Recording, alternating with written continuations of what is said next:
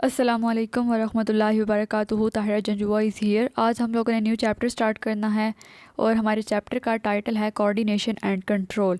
Coordination का term जो है वो हम यूज़ करते हैं जब हम किसी भी चीज़ के बारे में, किसी भी ऑर्गेनिज़म के बारे में डिस्कस करते हुए ये बात करते हैं कि कोऑर्डिनेशन हो रहा है, कनेक्शन हो रहा है, राब्ता हो रहा है, एक ताल्लुक़ कायम हो रहा है, एक कंटिन्यूटी जो है ना वो प्रेजेंट है।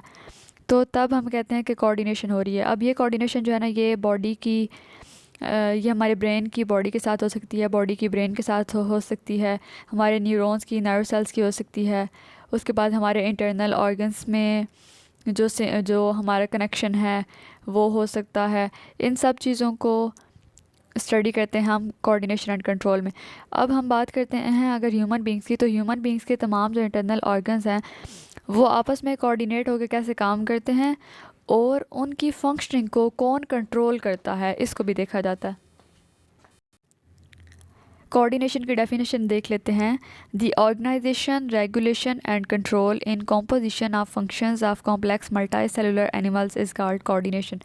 किसी भी मल्टी सेलुलर एनिमल यानी वेल डेवलप्ड हेल्दी एनिमल या ऑर्गेनिज़म के बॉडी की फंक्शनिंग को देखते हुए जब हम बात करते हैं कि वो एक मुनज़्ज़म निज़ाम है, एक सीक्वेंस में सारे फंक्शनिंग जो है ना वो परफॉर्म हो रहे हैं और वो फंक्शनिंग जो है ना वो रेगुलेट हो रही है यानी स्टार्टअप हो रही है और फिर एक प्रॉपर मैनर में फंक्शनिंग जो है वो कंप्लीट हो रही है और उसको कंट्रोल भी किया जा रहा है। इस सारे प्रोसेस को हम कहते हैं कोऑर्डिनेशन। अब अगर हम ऑर्गेनिज़म्स की बात करें तो हम कहते हैं हर ऑर्गेनिज़म जो है वो दूसरे से यूनिक है, वो दूसरे से डिफरेंट है। यानी हर ऑर्गेनिज़म की, हर लिविंग ऑर्गेनिज़म, हर जो लिविंग थिंग है या नॉन लिविंग थिंग्स है ना, उनकी करेक्टरिस्टिक्स हैं वो एक दूसरे से यूनिक हैं। हर एक के अंदर खूबियाँ हैं जो उसको दूसरे से डिफरेंट करती हैं। अगर हम इनके रिस्पॉन्स की बात करें या इनके बिहेवियर की बात करें तो हम कहते हैं कि सबसे जो मेन फैक्टर है ना वो है स्टिमुलाई। जब भी किसी ऑर्गेनिज़म को, या चाहे वो प्लांट हो या एनिमल हो, उसको स्टिमुलाई या स्टिमुलस मिलेगा तभी वो रिस्पॉन्स शो करेगा, तभी वो कोई बिहेवियर शो करेगा। तो स्टिमुलस जो है ना वो बहुत अहम किरदार अदा कर रहा होता है। स्टिमुलस के रिस्पॉन्स में कोई भी ऑर्गेनिज़म जो है ना वो अपना बिहेवियर शो करता है। अब ये स्टिमुलस जो है ना ये इंटरनल भी हो सकता है और एक्सटर्नल भी हो सकता है और ये यूनिसेलुलर ऑर्गेनिज़म्स में भी होगा और मल्टी सेलुलर ऑर्गेनिज़म्स में भी होगा। जो कोऑर्डिनेशन होती है ना ऑर्गेनिज़म्स में हो या प्लांट्स में हो, ये उनमें एक कनेक्शन कायम कर रही होती है। ये कनेक्शन जो है ना ये इनके सर्वाइवल के लिए बहुत ज़्यादा ज़रूरी होता है, इनके सर्वाइवल में हेल्प कर रहा होता है, इनकी नॉर्मल फंक्शनिंग को नॉर्मलाइज करने के लिए और एफिशिएंट करने में रोल प्ले कर रहा होता है और फिर इनके बिहेवियर को क्रिएट करने में हेल्प कर रहा होता है। अगर हम कोऑर्डिनेशन की बात करें यूनिसेलुलर ऑर्गेनिज़म्स में, तो यूनिसेलुलर ऑर्गेनिज़म्स वो होते हैं जिनका सिंपलेस्ट स्ट्रक्चर होता है, जिनके पास at a time single nuclei present होता है, वो हमारे पास होते हैं unicellular organisms. For example amoeba, paramecium वगैरह। तो यहाँ पे हम बात करते हैं सेल सिग्नलिंग की। अब इस टर्म से ही समझ आ रही है कि सेल जो है ना वो सिग्नल दे रहा है। सेल सिग्नलिंग एक प्रोसेस होता है जिसमें एक ऑर्गेनिज़म के सेल्स जो है ना वो आपस में कोऑर्डिनेट करते हैं, वो आपस में यूनिटी शो करते हैं, कम्युनिकेट करते हैं और ये सब कुछ होता है सेल सिग्नलिंग के अंदर। मल्टी सेलुलर ऑर्गेनिज़म्स जो है ना उनके पास इंटरनल स्टिमुलस भी हो सकता है और एक्सटर्नल स्टिमुलस भी हो सकता है और ये स्टिमुलस जो है ना ये उनके ग्रोथ को, उनकी बिहेवियर को, उनकी डेवलपमेंट को और उनके रिस्पॉन्स को शो कर रहा होता है। मल्टी सेलुलर ऑर्गेनिज़म्स में बात करें कोऑर्डिनेशन की तो यहाँ पे हम कहते हैं कि एनिमल्स में और मैमल्स में और ह्यूमन बींग्स में नर्वस सिस्टम जो है ना वो प्रेजेंट होता है, नर्वस ट्रांसमिशन होता है, नर्वस सिस्टम प्रेजेंट होता है। जो न्यूरॉन्स जो बॉडी में प्रेजेंट होती है, न्यूरॉन्स जो हैं वो नर्व इम्पल्स की फॉर्म में एक साइड से एक बॉडी पार्ट से मैसेज जो है ना वो दूसरे बॉडी पार्ट तक लेके जा रही होती हैं। और फिर हम बात करते हैं हार्मोनल सिक्रीशन की। ह्यूमन बॉडी के अंदर ग्लैंड्स होते हैं, वो ग्लैंड्स जो है ना वो स्पेसिफिक सिक्रीशंस कर रहे होते हैं, हार्मोन्स सिक्रीट कर रहे होते हैं और ये हार्मोन्स जो होते हैं ना इंसान के सर्वाइवल के लिए, उसकी स्टेबिलिटी के लिए, उसकी हेल्थ के लिए और उसके इंटरनल बॉडी की फंक्शनिंग के लिए बेहतरीन साबित होते हैं। जब भी हम मल्टी सेलुलर ऑर्गेनिज़म्स की बात करते हैं और हम उनकी कोऑर्डिनेशन का जिक्र करते हैं तो हम कहते हैं कि उनके पास नर्वस सिस्टम भी होता है और उनके पास हार्मोनल सिक्रीशंस भी होते हैं। अगर एनिमल्स और प्लांट्स की कोऑर्डिनेशन को देखा जाए तो हम कहते हैं कि जो कोऑर्डिनेशन का प्रोसेस है एनिमल्स में वो थोड़ा कॉम्प्लिकेटेड है एज़ कम्पेयर टू प्लांट्स, लेकिन प्लांट्स में सिंपलर होता है कोऑर्डिनेशन सिस्टम। एनिमल्स के पास नर्वस सिस्टम भी होता है और एंडोक्राइन सिस्टम भी होता है जो उनके कोऑर्डिनेशन को कंट्रोल कर रहा होता है और उनकी बॉडी की नॉर्मल फंक्शनिंग को कंट्रोल कर रहा होता है।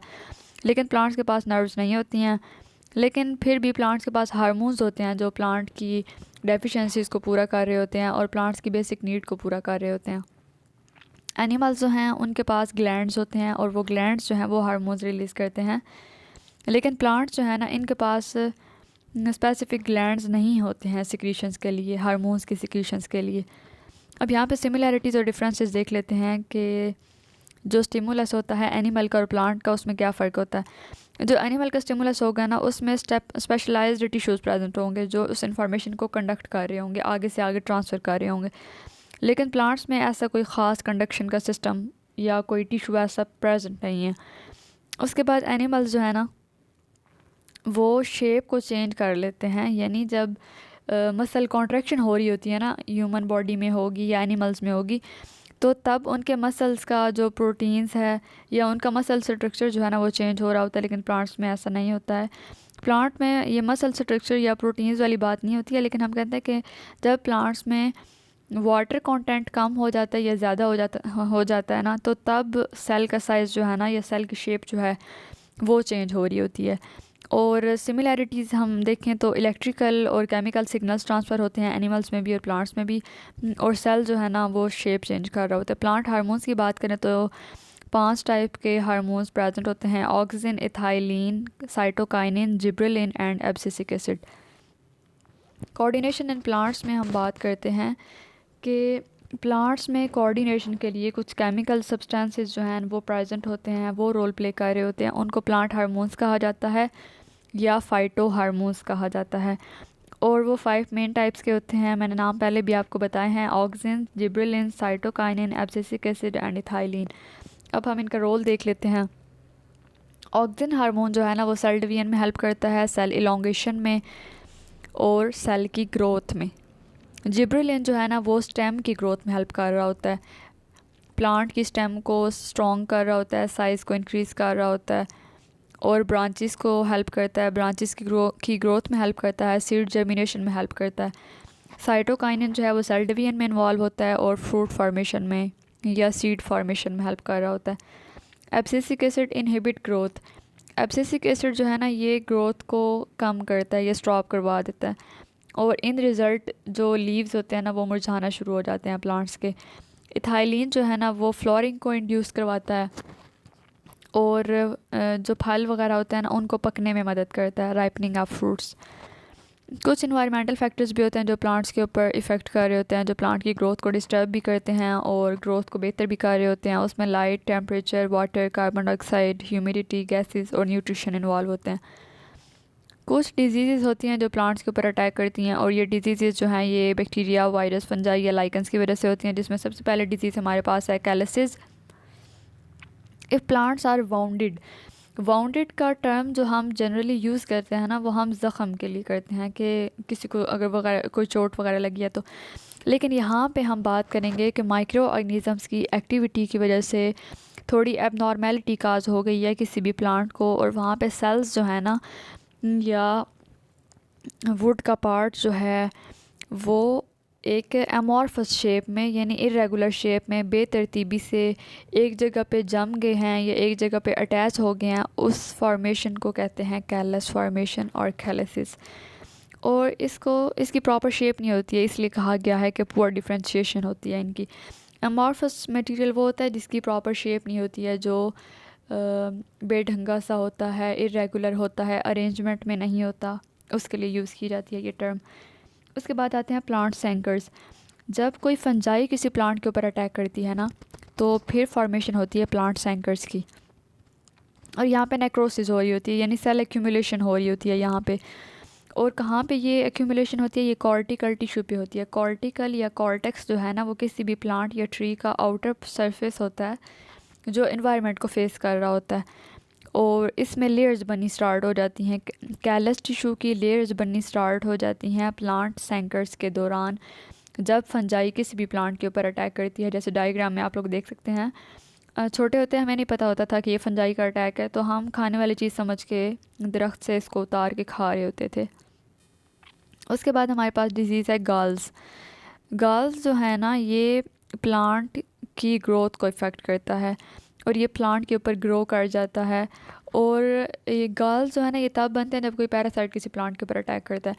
जो फर्स्ट वाली डायग्राम है ना, जैसे इसमें आपको ये स्ट्रक्चर नज़र आ रहा है ना, सेम वैसे ही पैरासाइट्स के अटैक करने के बाद ये फॉर्मेशन हो जाती है इनकी।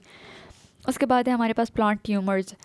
प्लांट ट्यूमर्स जो होते हैं ना, उनको डिफ़ाइन करते हुए हम कहते हैं कि जब गाल्स जो है ना वो ऑर्गेनाइज्ड फॉर्म में प्रेजेंट होंगे, तरतीब के साथ एक प्रॉपर कोई शेप लेके प्रेजेंट होंगे, और ये मसला किस वजह से होगा, किसी बैक्टीरिया की एक्टिविटी की वजह से होगा। और इतनी भी प्रॉपर शेप नहीं होती है इनकी, लेकिन पहले वाली जो हमने बात की है ना, गाल्स वगैरह से, उनसे बेहतर होती है, या ट्यूमर्स वगैरह से as compare to tumour like होती है। लेकिन प्रॉपर शेप नहीं होती है, लेकिन क्लस्टर होता है, हम कहते हैं झुरमट सा बना हुआ होता है, तो उसको कहते हैं प्लांट ट्यूमर। प्लांट ट्यूमर जो है ना, वो प्लांट के ऊपर स्प्रेड हुआ होता है, फैला हुआ होता है, और एमॉर्फस शेप होता है, और डिफ्रेंशिएटेड नहीं होता कोई प्रॉपर। हम ये नहीं कह सकते कि इस चीज़ की तरह इसकी शेप होती है, सेल्स की डिफ्रेंशिएशन नहीं हुई होती है, और सराउंडिंग सेल्स जो है ना वो इन्वेड करते हैं, या हम कहते हैं बैक्टीरिया इन्वेड किया है, और फिर ये प्लांट ट्यूमर्स फॉर्मेशन होती है। उसके बाद हम बात करते हैं बायोलॉजिकल क्लॉक्स की और सर्कैडियन रिदम्स की। कोई भी लिविंग ऑर्गेनिज़म किसी भी इन्वायरमेंट में रहते हुए, इकोसिस्टम में रहते हुए, दिन और रात के हिसाब से या सीज़न के हिसाब से कैसे अपना बिहेवियर चेंज करता है, कैसे अपने बिहेवियर को मॉडिफाई करता है, वो सब हम डिस्कस करते हैं बायोलॉजिकल क्लॉक के अंदर। In living organisms, behavior activities occur at regular interval which are called as biological clocks or biological rhythms. कोई भी जानदार जब वक्त के साथ साथ या मुकर्रर वक्त में या मुकर्रर मौसम में अपने बिहेवियर एक्टिविटीज़ को चेंज करता है या अपनी बिहेवियर एक्टिविटीज़ को शो करता है, उसको कहा जाता है बायोलॉजिकल क्लॉक और बायोलॉजिकल रिदम। अब बायो रिदम की दो टाइप्स होती हैं, सिरकाडियन रिदम्स और सिरकैनुअल रिदम्स। सिरकैडियन रिदम जो है ना, इसमें हम कहते हैं कि वो बायो रिदम जो 24 आवर्स में हो रहे हैं, यानी दिन और रात में हो रहे हैं, उनको कहा जाता है सिरकैडियन रिदम्स या फिर डायरोनल रिदम्स। उसके बाद हमारे पास आते हैं सिरकैनुअल रिदम्स। यहाँ पे हम कहते हैं कि बायो रिदम जो है ना, वो या 365 दिनों से ज़्यादा हो रहा है या 365 दिन से कम हो रहा है, उसको कहा जाता है सिरकैनुअल रिदम। बायोलॉजिकल रिदम की अगर हम देखें कि कौन से ऑर्गेनिज़म्स जो हैं वो ऐसी एक्टिविटीज़ को परफॉर्म करते हैं, तो हम कहते हैं मेजॉरिटी ऑर्गेनिज़म्स की जो है ना वो ऐसी एक्टिविटीज़ परफॉर्म करती है, और मोस्टली उनकी जो एक्टिविटीज़ होती है ना वो इन्वायरमेंट पे डिपेंड कर रही होती हैं कि इन्वायरमेंट कैसे चेंज हो रहा है, एटमॉस्फेयर कैसे चेंज हो रही है, उसके मुताबिक वो बायोलॉजिकल रिदम्स शो करते हैं। कुछ ऑर्गेनिज़म ऐसे भी होते हैं जो इस प्रिंसिपल को फॉलो नहीं करते हैं, और वो होते हैं जो ओशन की डेप्थ पे रह रहे हों या केव्स वगैरह में रह रहे हो ना, वो इसको फॉलो नहीं करते हैं। फिर हम बात करते हैं कि बायोलॉजिकल रिदम को तो हमने डिस्कस कर लिया, ये भी देख लेते हैं कि कौन से ऐसे वजूहात होते हैं जिनकी वजह से बायोलॉजिकल रिदम जो है ना वो शो किया जाता है। अब वो स्टिमुलस जो है ना वो तीन तरह के हो सकते हैं। एक्सोजीनस स्टिमुलाई, ये एक्सटर्नल स्टिमुलाई होता है, यानी किसी भी एक्सटर्नल फैक्टर या इन्वायरमेंटल फैक्टर की वजह से कोई भी ऑर्गेनिज़म कोई बिहेवियर शो कर रहा है, तो वो एक्सोजीनस स्टिमुलाई की वजह से हो रहा होगा। उसके बाद है हमारे पास एंडोजीनियस स्टिमुलाई। एंडोजीनियस स्टिमुलाई जो है ना, ये इंटरनल स्टिमुलस की वजह से काज होता है। उसके बाद आता है हमारे पास सिंक्रोनाइजेशन मैकेनिज़्म। ये मैकेनिज़्म जो है ना, ये इंटरनल रिदम होता है, यानी इंटरनल बॉडी फैक्टर्स जो हैं या इंटरनल बॉडी की फंक्शनिंग जो है ना वो इसको मेंटेन कर रही होती है, और कोऑर्डिनेशन भी हो रही होती है। और कोऑर्डिनेशन जो है ना वो 24 आवर्स के लिए भी हो सकती है और 365 डेज़ के लिए भी हो सकती है, इसलिए इसको सिंक्रोनाइजेशन मैकेनिज़्म कहा जाता है।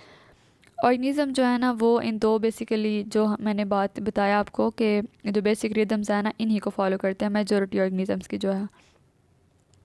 और कुछ ऑर्गेनिज़म्स ऐसे भी होते हैं जो इंटरनल क्लॉक्स के ऊपर डिपेंड करते हैं या इंटरनल स्टिमुलस के ऊपर डिपेंड करते हैं, तो फिर उनकी बॉडी जो है ना वो उसमें इननेट यानी बाय बर्थ चेंजिंग्स होती हैं, गॉड गिफ्टेड होता है उनके पास, उनको पता होता है कि उन्होंने किस मौसम में कैसा बिहेवियर शो करना है। और बिहेवियर जो है ना वो किस बेस पे शो किया जाता है, डेज़, सीज़न, टाइड्स, उसके बाद इन्वायरमेंटल फैक्टर्स वगैरह जो है ना, अगर वो चेंज हो रहे हैं क्लाइमेट चेंज हो रहा है तो उसके बाद बिहेवियर एक्टिविटीज़ जो हैं वो शो की जाती हैं। और ये जीन्स में भी प्रेजेंट होता है। ऑर्गेनिजम्स को पता होता है कि उन्होंने कैसे ख़ुद को डिफेंड करना है, कैसे मेंटेन करना है, कौन सा बिहेवियर शो करना है।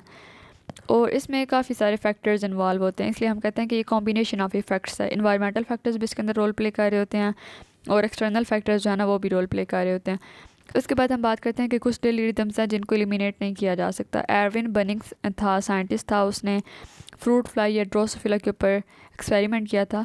उसने ड्रोसोफिला की 15 जनरेशन्स को एक ही तरह का माहौल दिया था, यानी उनको 24 आवर का रिदम दिया था, डायरूनल दिया था, और इंसेक्ट को एलिमिनेट नहीं किया था, उसने 24 आवर्स के लिए रखा था उनके अंदर। आई होप आज के लेक्चर में जितना भी हम लोगों ने डिस्कस किया है उसकी आपको समझ आ गई होगी। कोई भी कन्फ्यूजन हो तो आप लोग पूछ सकते हैं। Most welcome. Kindly subscribe my YouTube channel. फ़ी अमान अल्लाह। अल्लाह हाफिज़।